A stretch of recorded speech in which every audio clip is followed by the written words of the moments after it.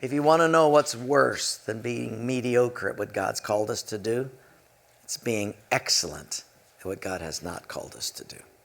Because in the end, God will not hold you accountable for what you have done. Sounds like heresy. Hold on.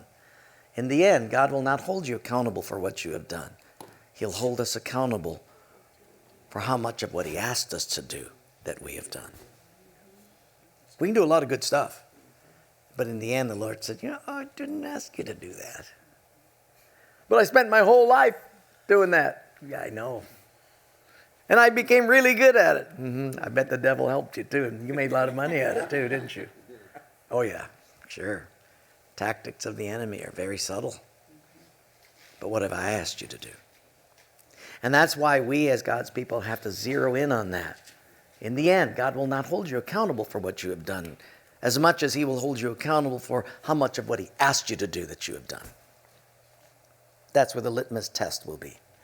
So we as God's people want to make sure we do that. Now you say, well, does that mean we all have to go into like full-time ministry? Oh no. Every one of us is a minister.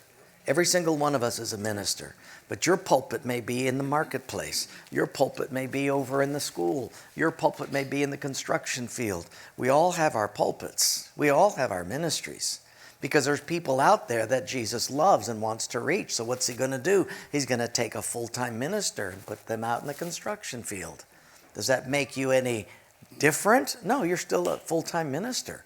You're an ambassador for heaven in the construction field. Why? Because there's people there that will never darken the doors of a church. So I am going to send missionaries to my people. Sometimes we think missions is just overseas. It's everywhere. Yeah, right now our greatest mission field is the next generation.